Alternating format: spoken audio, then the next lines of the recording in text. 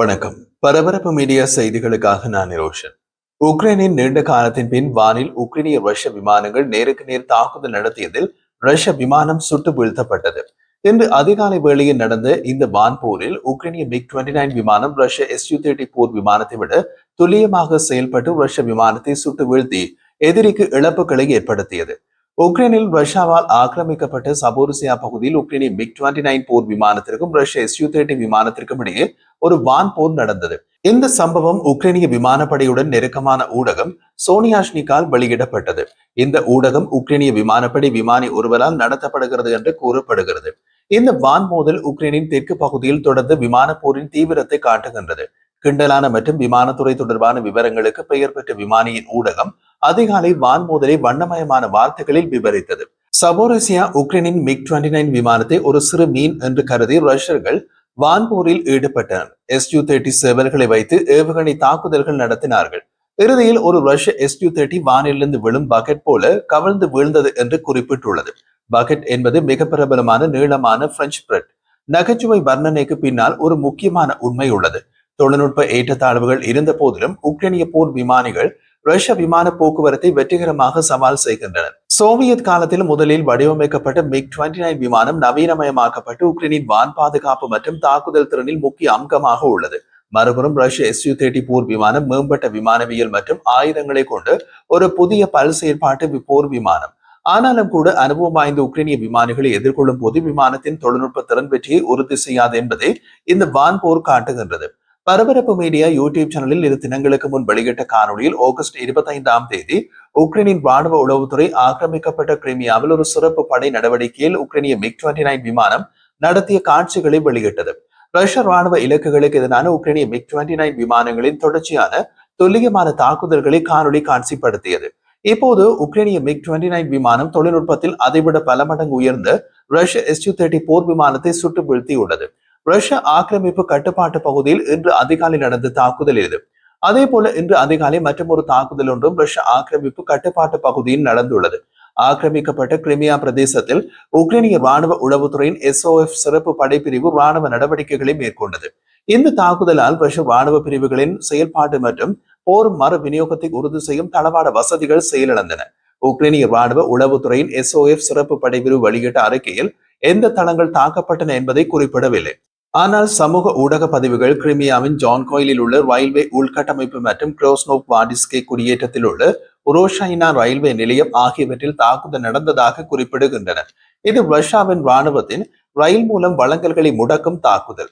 உக்ரைனிய ஆளற்ற விமான தாக்குதல்கள் ரஷ்யாவிற்குள் பல எண்ணெய் சுத்திகரிப்பு நிலையங்களை முடக்கி ஏற்றுமதிக்கு வைக்கப்பட்டிருந்த அதிக கச்சா எண்ணெயை எரித்ததை தொடர்ந்து ரஷ்யா தனது ஆகஸ்ட் மாத எண்ணெய் ஏற்றுமதிகளை மேற்கு துறைமுகங்களிலிருந்து இடைநிறுத்தியுள்ளது.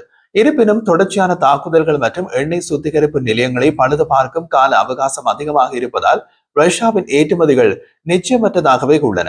ரஷ்ய எண்ணெய் இலக்குகள் மீது உக்ரைனிய ஆளற்ற விமான தாக்குதல்கள் தொடர்ந்து நடக்கின்றன. ரஷ்ய எண்ணெய் மையங்களை பழுது பார்க்கும் காலக்கெடு தினமும் மாறுகின்றது. காரணம், ரஷ்யாவின் ஒரு எண்ணெய் மையம் தாக்கப்பட்டு பழுது பார்க்கும் காலத்தில் அடுத்த தாக்குதல் நடக்கின்றது. இந்த மாதம் அல்லது அடுத்த மாதம் ரஷ்யாவால் எவ்வளவு எண்ணெயை ஏற்றுமதி செய்ய முடியும் என்பது தெளிவாக தெரியவில்லை என்று ஒரு வட்டாரம் தெரிவித்துள்ளது. ரஷ்ய எண்ணெய் விற்பனையாளர்கள் இன்னமும் செப்டம்பர் எண்ணெய் ஏற்றுமதிகளின் இறுதி அட்டவணைகளை பெறவில்லை. இது வழக்கமாக மாத தொடக்கத்திற்கு ஒரு வாரத்திற்கு முன்பு அவர்களுக்கு கிடைக்கும். மேற்கத்திய நாடுகளின் தடைகள் மற்றும் இந்தியா உட்பட ரஷ்ய எண்ணெயை முக்கியமாக வாங்குபவர்கள் மீது அமெரிக்க அழுத்தம் இருந்த போதிலும் ரஷ்ய இறக்குமதியை கட்டுப்படுத்த மாஸ்கோ வருவாயை அதிகரிக்க முயற்சிக்கும் போது இந்த சுத்திகரிப்பு நிலைய தாக்குதல்கள் நடந்து இடையூறுகள் ஏற்பட்டுள்ளன. பிரிமோஸ்க், நோவோரோசிஸ்க் மற்றும் உட்ஸ்லுகா துறைமுகங்களிலிருந்து ஏற்றுமதி ஒரு நாளைக்கு சுமார் 2 பில்லியன் பேரல்கள் என்று மதிப்பிடப்பட்டுள்ளது. இது ஆரம்ப திட்டமான 1.8 மில்லியன் பேரல்களில் இருந்து அதிகரித்துள்ளது. ஆகஸ்ட் மாதம் 10 ரஷ்ய சுத்திகரிப்பு நிலையங்கள் மீதான தாக்குதல்களை தொடர்ந்து இந்த இலக்கு எட்டப்படுமா என்பது தெரியவில்லை. உக்ரைனிய தாக்குதல்கள் ரஷ்யாவின் தேசிய சுத்திகரிப்பு திறனில் குறைந்தது 17% அல்லது நாளைக்கு 1.1 மில்லியன் பேரல்களை கொண்ட எண்ணெய் சுத்திகரிப்பு மையங்களை மூடிவிட்டதாக ராய்டர்ஸ் தெரிவித்துள்ளது. மறுபக்கத்தில் ரஷ்யாவுக்குள் தாக்குதல் நடத்த அமெரிக்க தயாரிப்பு ஆயுதங்களை பயன்படுத்த வேண்டாம் என்று ட்ரம்ப் நிர்வாகம் கொடுக்கும் அழுத்தம் பற்றிய பேச்சுக்களும் உள்ளன. கனடிய பிரதமர் மார்கார்னியுடன் ஒரு கூட்டு செய்தியாளர் கூட்டத்தில் செலன்ஸ்கி பேசிய போது, இன்றைய நிலவரப்படி நாங்கள் உள்நாட்டில் தயாரிக்கப்பட்ட நீண்ட தூர ஆயுதங்களை பயன்படுத்துகின்றோம். உண்மையை சொல்வதானால் இது போன்ற விஷயங்களில் நாங்கள் சமீபத்தில் அமெரிக்காவுடன் விவாதிக்கவில்லை என்று செலன்ஸ்கி குறிப்பிட்டிருந்தார். உக்ரைனிய ஜனாதிபதியின் அந்த கூற்று உக்ரைனின் ஆழமான தாக்குதல் திறனில் பல ஆண்டுகளாக இருந்த நிலையில் ஒரு பெரிய மாற்றத்தை குறிக்கின்றது. அமெரிக்காவால் தயாரிக்கப்பட்ட ராணுவ தந்திரோபாய ஏவுகணை அமைப்புகள் போன்ற நீண்ட தூர மேற்கத்திய அமைப்புகளை அதிகம் நம்பியிருந்த உக்ரைன் ரஷ்யாவை தாக்குவதற்கு வாஷிங்டன் மற்றும் அதன் நட்பு நாடுகளின் ஒப்புதல் தேவைப்பட்டது. குறிப்பாக ATACMS ஏவுகணைகள் அமெரிக்கா வழங்கும் செயற்கைக்கோள் தரவு மற்றும் வெற்றிகரமான துல்லியமான தாக்குதல்களுக்கான இலக்கு சரியாக எங்கே உள்ளது என்ற விவரங்கள் இல்லாமல் இயங்காது.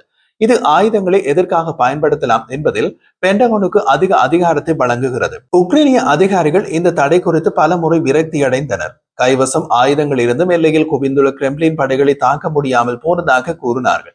நவம்பரில் நீண்டகால முடிவெடுக்காத நிலைக்கு பின்னர் பைடன் நிர்வாகமும் அமெரிக்க நட்பு நாடுகளும் ATACMS மற்றும் ஐரோப்பிய ஸ்ட்ரோம் ஷேடோ ஏவுகணைகள் போன்ற ஆயுதங்களுடன் ரஷ்ய மண்ணில் தேர்ந்தெடுக்கப்பட்ட தாக்குதல்களை அனுமதிக்க தொடங்கினார்கள். ஆனால் அந்த ஏற்பாடு இனிமேல் கேள்விக்குறியாக இருக்கலாம். ட்ரம்ப் நிர்வாகம் நம்பகத்தன்மையற்றது என்பதை உலக நாடுகள் புரிந்து கொண்டது போலவே உக்ரைனும் புரிந்து கொண்டுள்ளது. ஆனால் உக்ரைன் ட்ரம்ப் வருவதற்கு முன்பே கடந்த சில ஆண்டுகளில் அதன் சொந்த நீண்ட தூர ஏவுகணைகள் மற்றும் அமைப்புகளை உருவாக்கியுள்ளது. இது உக்ரைன் ரஷ்ய இலக்குகள் மீது சுயாதீனமாக துல்லியமான தாக்குதல்களை நடத்த அதிக வாய்ப்புகளை அனுமதிக்கும். ஒரு உதாரணம் நெப்டியூன் கப்பல் எதிர்ப்பு ஏவுகணை. இது கடற்படை இலக்குகளை தாக்கும் நோக்கம் கொண்ட ட்ரக் மூலம் ஏவப்படும் சப்சோனிக் குரூஸ் ஏவுகணை. முழு அளவிலான ரஷ்ய படையெடுப்புக்கு முன்பு நெப்டியூன் தயாரிப்பில் இருந்தது. இந்த ஏவுகணை தான் ரஷ்ய கடற்படையின் தலைமை கப்பல் மொக்ஸ்வாவை தாக்கி மூழ்கடித்தது. உக்ரைன் சமீபத்தில் ஒரு புதிய தரையிலிருந்து ஏவப்படும் ஏவுகணையை வெளியிட்டது. உக்ரைனிய பாதுகாப்பு அமைச்சர் தமது நாடு இப்போது தொடர்ச்சியாக பிளெமிங்கோ ஏவுகணையை தயாரித்து வருவதாக கூறினார். இது 3000 கிலோமீட்டர் தூரம் வரை சென்று தாக்கும் என்று கூறப்படும் உள்நாட்டில் தயாரிக்கப்பட்ட ஏவுகணை. அந்த தூரம் ஜூரல்ஸ் போன்ற தொலைதூர பகுதிகளில் உள்ள ரஷ்யாவின் முக்கிய உற்பத்தி வசதிகளை உக்ரைன் அச்சுறுத்தக்கூடும். அடுத்த பிப்ரவரி மாதத்திற்குள் பிளமிங்கோ வெகுஜன உற்பத்தியில் நுழையக்கூடும் என்று செலன்ஸ்கி வெள்ளிக்கிழமை கூறினார். ஏவுகணை வெற்றிகரமான சோதனைகளுக்கு உட்பட்டுள்ளது. இது தற்போது நமது மிகவும் வெற்றிகரமான ஏவுகணை என்று அவர் செய்தியாளர்களிடம் கூறினார். இந்த துல்லியமான ஏவுகணையை தவிர உக்ரைன் ரஷ்ய எரிசக்தி வசதிகள் மற்றும் ஆயுத உற்பத்தி ஆலைகளுக்கு எதிராக நிலையான இறக்கை ஆளற்ற விமானங்கள் மூலம் தொடர்ந்து ஆழமான தாக்குதல்களை நடத்தி வருகிறது என்றும் அவர் குறிப்பிட்டார்.